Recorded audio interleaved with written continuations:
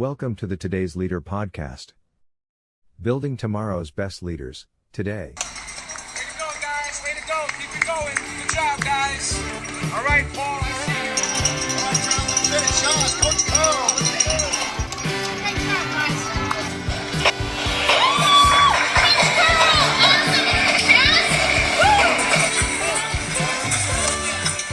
And it's my pleasure to welcome to the Today's Leader podcast, Building Tomorrow's Best Leaders today, the author of the new release, The Imposter Lies Within. Please welcome Sheryl Anjanette. Welcome to the podcast, Sheryl. It's a pleasure to have you here today. Share with the listeners the Sheryl Anjanette story. Oh my goodness. Well, it's a long one, but let me just give you the abbreviated. I had about, just under 30 years in the business world. Entrepreneur 3 times. I was a senior executive C-suite for a couple of really large organizations. I've been kind of all the things. And then even in my own businesses, I was helping young companies grow, or I was helping mid-sized companies scale. And so I saw all the ins and outs of it. And I was really interested in mindset, organizational health. But I kind of got away from that, working on strategy and marketing. And then, I had an opportunity to kind of step back, which we don't always get. And I did the deep dive into the healing arts. So I became an integrative hypnotherapist. I study and practice, or I should say I studied and practiced multiple modalities of hypnotherapy. I'm an NLP master. I got a clinical certification in stress, anxiety, and emotional regulation, an advanced certification in cognitive behavioral neuroscience, and really, all that to say that I'm a holistic practitioner and I like to have more tools in my tool chest because, one size doesn't fit all. There are no silver bullets in my world.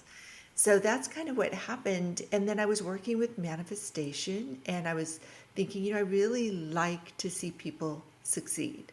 I like to see organizations succeed. I like to see individuals succeed. I like to see people really move the needle. And so there I was working and I was talking about manifestation. I said, there's something wrong here. There's something not working. And I kept doing sort of a gap analysis. Where are the gaps? Where are the cracks in the foundation? And then I looked at imposter syndrome and I thought, wow, this is an umbrella for all those blocks and fears and limiting beliefs, cognitive dissonance that happens when we don't align our actual accomplishments. You see, we don't believe them. We don't see them the way other people do. So I thought, before I start really helping people, jettison into their dream life, we have to fix the foundation. We have to get the foundation for the house in order.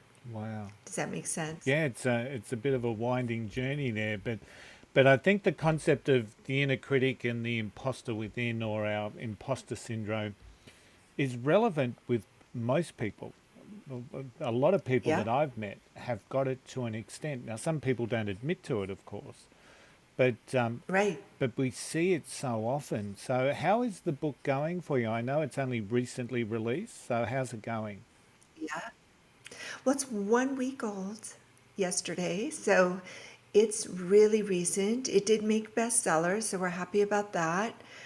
It's doing really well, and it's really written in a very methodical, understandable way because, there are a lot of deep concepts. There's a lot of neuroscience there, but I bring you through a journey from awareness to insight, and then we get into alignment because that's really what imposter syndrome is. We're out of alignment, really. Okay. And then we get integrated. So we get into integration. So it's a journey. It's going really, really well. I mean, I just think, like you said, it's not everyone, although a lot of people think it's everyone. Not everyone experiences imposter syndrome, but such a large percentage of people do. And as you said, Tony, what happens when we really become accomplished is there's more to lose, right?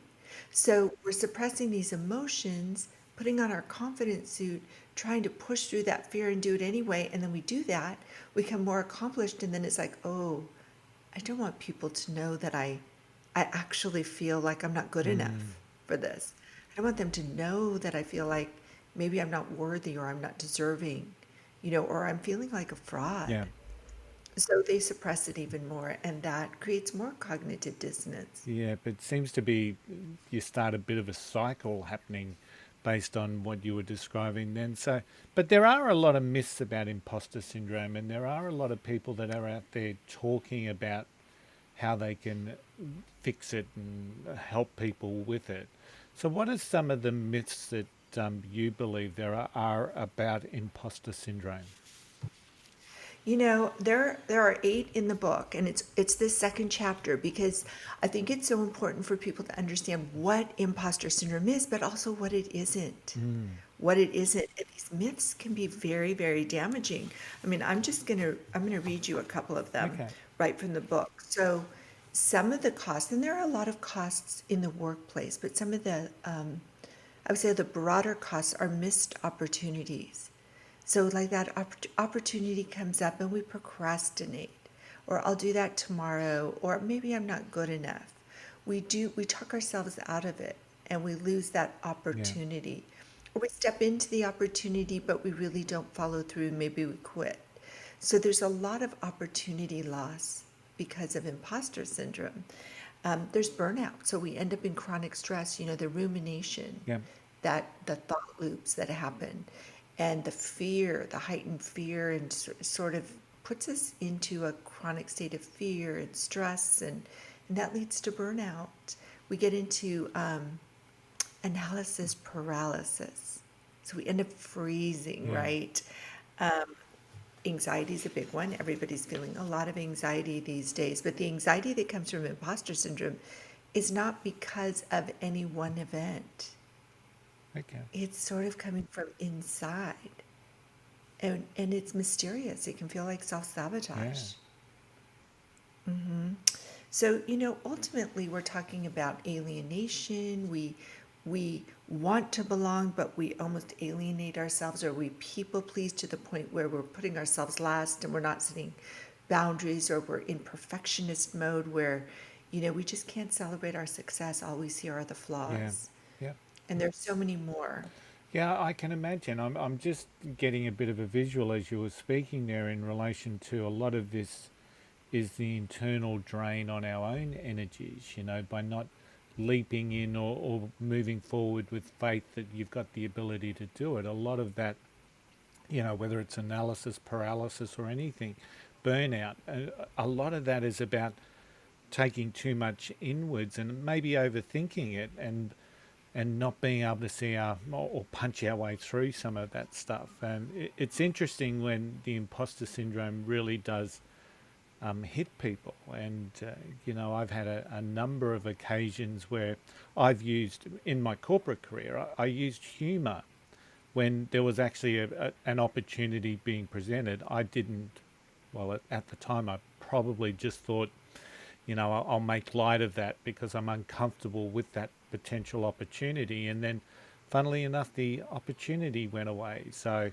I don't know whether that was imposter syndrome or whether that was just, oh my God, something's bigger than me has just been offered and I'm not sure which way to react. So you talked about taking people through a journey in your book. Is there like a step-to-step framework that you take people through? Well, yes and no. So there are 4 parts to the Yeah. book.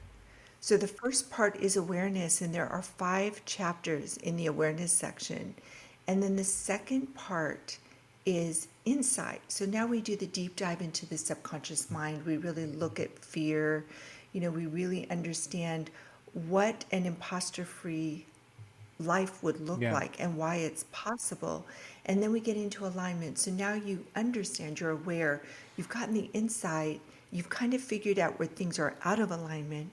So the next 5 chapters in the third part are all about alignment. Okay. So we look at things like the child within, the inner child healing. We look at imposter syndrome at work. So we really get into all of these different areas. And then the last part is about integration, if that makes sense. So once we're aligned, we want to integrate the whole self.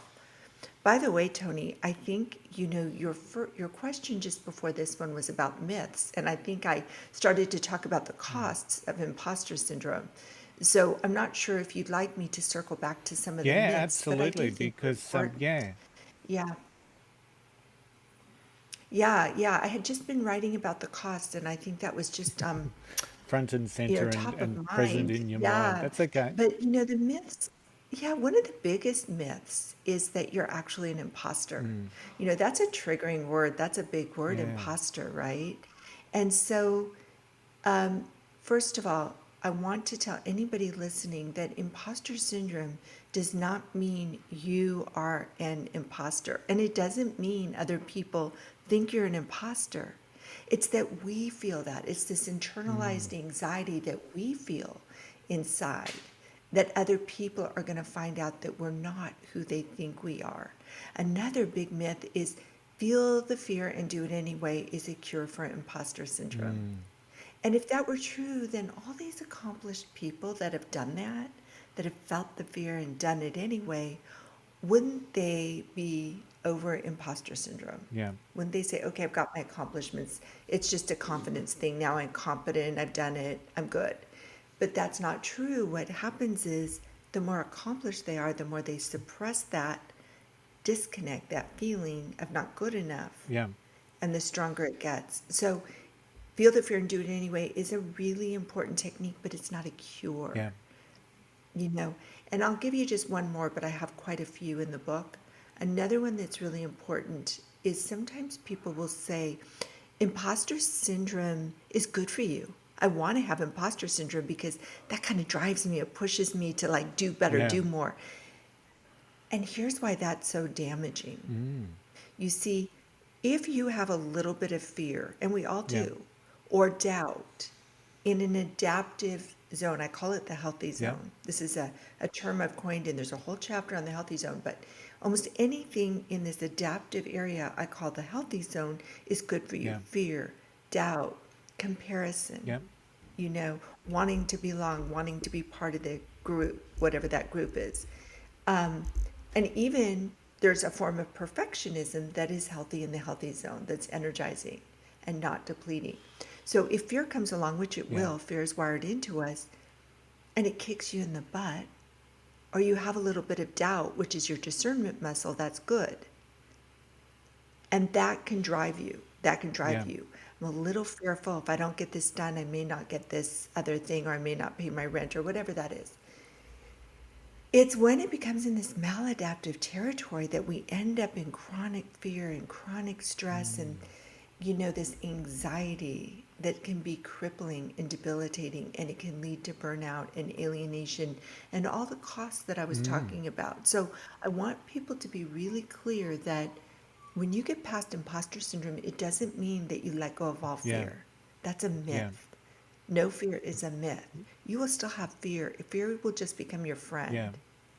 You'll be like, okay, I got you. You're on for the ride. You're going to give me a little, a bit of adrenaline and a dopamine hit or two and get me going and get me moving. And doubt, it becomes a friend. It's like I need a little self-doubt. I don't want to walk out there like I'm a know-it-all, Mm, and I don't want to believe every Tom, Dick, or Harry. But yeah. adaptive is the key word. Does that make Yeah, it sense? does. And I'm thinking about the perception that a lot of people would have in relation to the imposter syndrome. And people actually get, I've been in audiences where, someone who's confident and successful's up there on stage and they talk about their imposter syndrome, and people just sort of sit there and say, nah, that's just a story. How can you have imposter syndrome? You've got this confidence, you've got this air. And I don't necessarily subscribe to the old fake it till you make it scenario either, because I think that can potentially be damaging if we're not in the right space to be doing that. So I think that when people look at other people, it's they can't have imposter syndrome, but I'm the only one that feels like I'm an imposter. Is that something that you encounter where people don't think anyone else gets it except for themselves?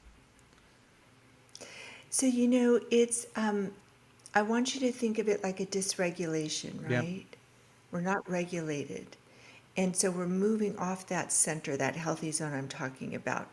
And so it's like a pendulum swinging. Our mind swings from I'm the only Yep. one. Nobody could possibly be feeling this because it's so uncomfortable and everybody else looks like they've got it together to everybody else, everybody has it. It's Mm. normal, that's another myth. We shouldn't normalize this. It's normal. Everyone has it. You just have to live with Yep. it. Or maybe we'll get better, but it will always come back. And the truth is, if you're in that healthy zone, not everyone has it, but a vast majority of people do. Just because somebody is showing up as confident doesn't mean that they're connected to that internal feeling of confidence. Confidence is a two-sided coin. Yeah. There's a confidence in who I am, and there's a confidence in what I do.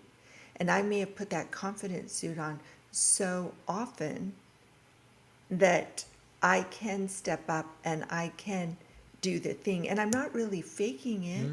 You know, if I step up and I'm talking to you, for example, right now about imposter syndrome, you know, I've written the book, you know, I've done the work, you know, I've Yeah. spoken a lot of podcasts, et cetera, et cetera. So if I were experiencing imposter syndrome, I could show up very confident, but I could get off this podcast and start with the rumination. Yeah. Nobody liked it. What did they think? He must have thought, you know, he's probably not even going to put it out there. Why would he? You know, we ruminate and we worry and we see every flaw. And, you know, I'm past imposter syndrome right now, but I'll tell you, I have 7 archetypes that I talk about in the book. Yeah. It's my framework to understand how it shows up. And I have experienced all 7. Okay. All 7. All 7 in spades. So if somebody's experiencing it, you shouldn't feel bad about yourself. You should just understand that you can get past it. Don't believe anyone else. Yeah. If they tell you you can't, you can believe whatever you want. I shouldn't say don't believe it. You believe whatever you want. Yeah. But if you'd like to believe it, let in the possibility that you can get past Yeah. this, I can show you how to do that. So you mentioned there's 7 archetypes. So what are they? Yeah.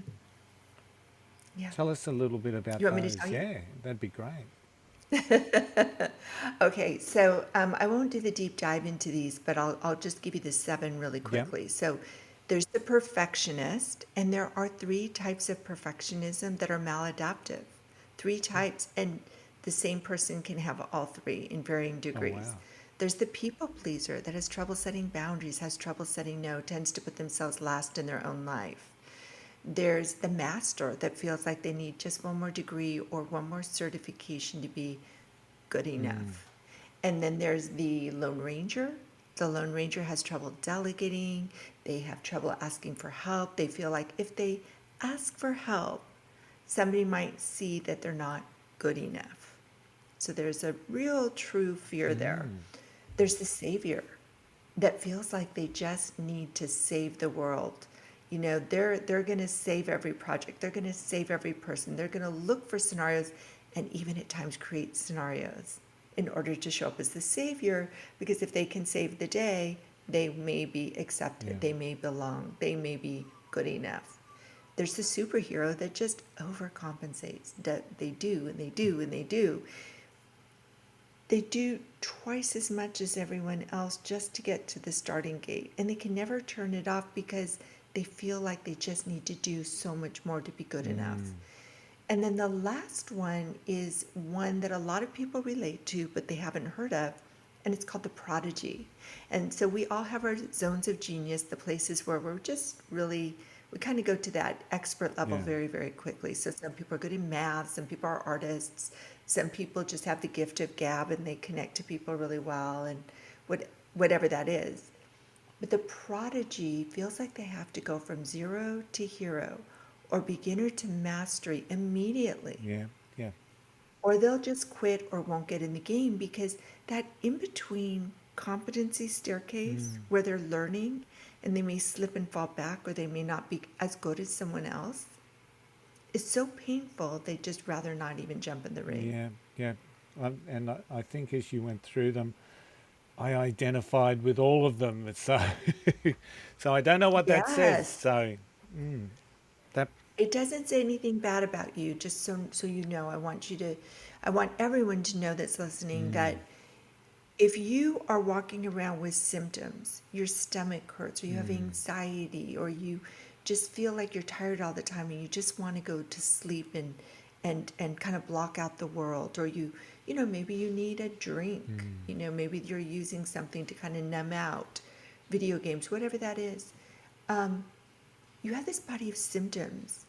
And people just tell you, oh, just do this or just do that, or you know what, it's nothing. It's all in your mind.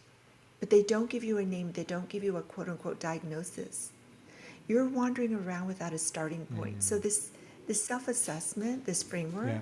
it's just a great way to have a starting Yeah. point to say, okay, this is how it's showing up. Yeah. Now you have something you can do about it. Yeah. That's excellent. That's excellent advice. What about, you mentioned inner child, and I'm sitting here with a podcast that leaders listen to, and aspiring leaders, emerging leaders, CEOs, and I've got a guest on called Sheryl that's talking about the inner child. So how does all this sort of fit in with, burnout, stress, the imposter syndrome? What is it about the inner child that is so relevant to the imposter syndrome message? Yeah, well, first of all, we all have our inner child. And the healthy inner child is a beautiful thing because that's our curiosity, that's our creativity, that's our play. I don't care who you are. We all need to play a little bit. We need to laugh. We need to let loose. We need to enjoy life, right? Yeah. Not so serious. So, right? Especially those people with really high-powered jobs and a lot of responsibility and a lot on their plate. So we all need that inner child to be with us and work with us. But we all have, to some degree, a wounded inner child. And really, I think of this wounded inner child as almost like children, because we may have been wounded at different ages and different stages. Yeah. So, could it be our little 3-year-old self whose daddy wasn't around? Or daddy came, but then he'd leave. Daddy came, but then he'd leave. Yeah. You see, or it may have been the little 5-year-old who just, kept being told to shh, because she thought her voice didn't matter. Or the little 7-year-old whose mommy and daddy were fighting, and all she wanted to do was go out and play. But they were fighting, and she thought it was her fault. And so we all have this little inner child, and so many things happen, right? But it's not so much what happened to us, but it's the meaning we gave it. Yeah. The interpretation we had at that age, and the weight we gave it, and the way it's layered on. So on top of that, our mind looks for evidence to make us right. And so now maybe 3-year-old Sheryl said, oh, I feel like I'm not good enough. And then something else happens, and and it's not a cognitive, rational function, it's really an emotional Yeah. reaction. But there's something else happens, I'm really not good enough. And I start to layer that on and layer that on and layer that on. You see, and it starts to get weightier, and that creates our beliefs. Yeah. Yeah. Right? Not the religious beliefs, but the beliefs about ourselves and the world. Am I good enough or not? Am I worthy or not? Am I deserving or not? Does my voice matter or not? Yeah. Am I lovable? All of these things. Yeah. That makes so much sense. Everyone's got an inner child, and sometimes it might be one that's compounding those concerns you had, or those issues you had as a child, those beliefs you told yourself, the story we tell ourselves, and it compounds. I get that. That's I hope. So much. And Tony, it's interesting because we talk a lot about self-sabotage too. You see, self-sabotage is so mysterious. Yep.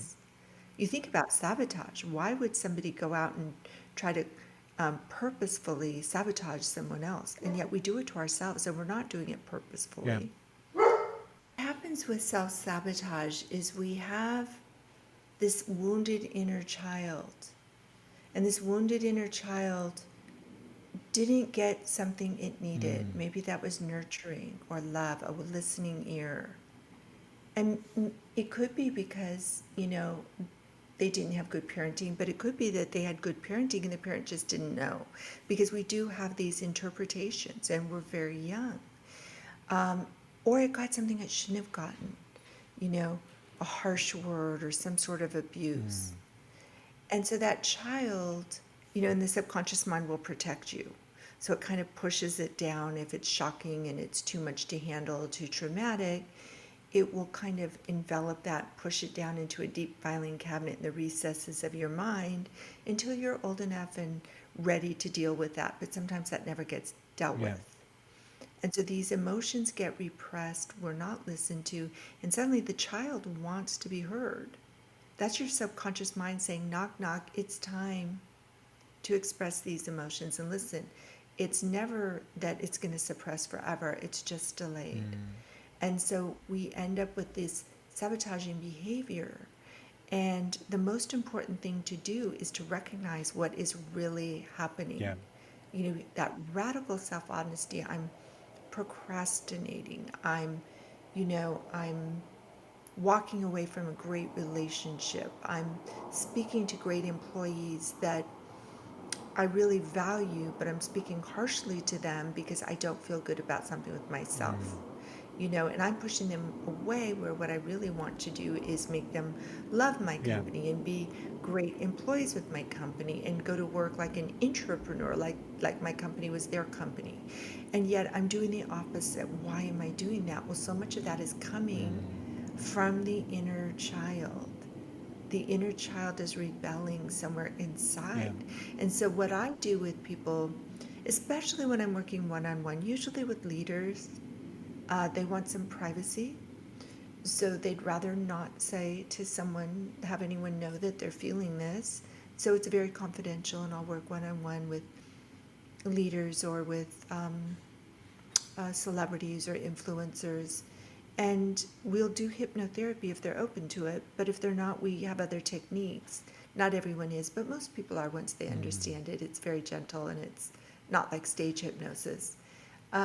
And we go in, and we don't ever go into a trauma. We go above it, around it, before it, but we rewrite that story. We understand it from the age of an adult, not of that child. Yeah.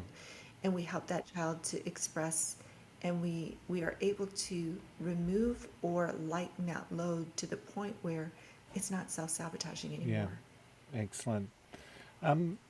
Who's inspired you during your journey to get to where you are now?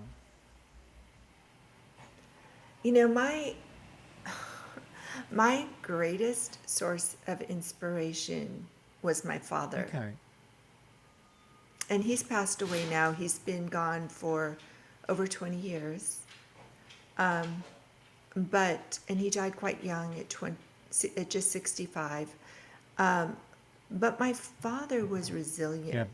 and he was really positive, very positive. He kept his sense of humor, and he was a go-getter, but he was always very ethical. He was always very, just wanted to do the right thing the right way, really negotiated with integrity. And I always appreciated that. I just kind of watched it. Excellent. Excellent. What about failure? So I think we've sort of walked through things like fear and fear of doing things and self-sabotage. How would you describe your relationship with failure? So my relationship with failure is different now than it used to Yeah. be. My relationship with failure used to be very self-critical. I was really, really hard on myself, and how could I be so stupid? My self-talk was really bullying. I never thought I was a bully until I heard the way I speak to myself. And I was just hard. But my relationship with failure today is that I don't actually believe in the word failure. Like, I see it as feedback. okay. I see failure as feedback. I think that we are all going to need to go through that competency staircase in learning, and it's just information. So I just kind of look at it differently. I'm good with it. I'm just like, okay, what's that supposed to tell me, and what's next? And I stay curious. Excellent. What about the vision? Where do you want to take this thing that you're doing? What's the vision for Sheryl? Initially I was really focused on individuals, and I still have a program that I'm launching for individuals that's more of a journey to overcome imposter syndrome, but I've gotten much more connected to the corporate world because there's so much going on right now in corporations with people coming back to work and with leadership and the changing dynamics. And so there's so much of this, not just imposter syndrome, because that's one way to come in, but even with just stress, anxiety, self-regulation, burnout. These are areas helping people with their triggers and their fears, and helping organizations to make well-being, have a different conversation about well-being, have a different conversation about mental health, and have a new way that they can structure things so that they can help people. Because I really believe that organizations succeed when people do. Excellent. A very similar belief from my end as well. I think that for your business to succeed, your people need to succeed. I think that's a great way to put it. Now, you offer a free quiz for people to take on I the do. imposter syndrome. So tell us a little bit about that and other ways that people can connect with you. Sure. So I'm easy to find if you know how to spell my name. It's Sheryl with an S and Anjanette. I'm sure it's on your notes. And if you go to my website, SherylAnjanette.com, you can take a quiz, the Imposter Syndrome quiz, that will give you a score. And then my book is available on Amazon, I believe Barnes & Noble, a few other places. But whoops. The Imposter Lies Within, Silence Your Inner Critic, Tame Your Fear, Unleash Your Badassery is the name of the book. And that's available in the Kindle version. It's available for paperback or hardback. And really, you can always reach out to me if you have any questions, if somebody would like to just have a call, just to talk about what their needs are, either for them personally or for their organization, Excellent. or even both. I'll make sure all those links are in the show notes, Sheryl. Sheryl, it's been an absolute pleasure speaking with you today, and thank you for investing in today's leaders. Thank you. Thank you so much. If you're looking to build better leadership skills, check out the Today's Leader website at todaysleader.com.au. We really are driving a leadership revolution to build tomorrow's best leaders today. Today's Leader is a collective, the mindset to make a difference, the ability to create an impact.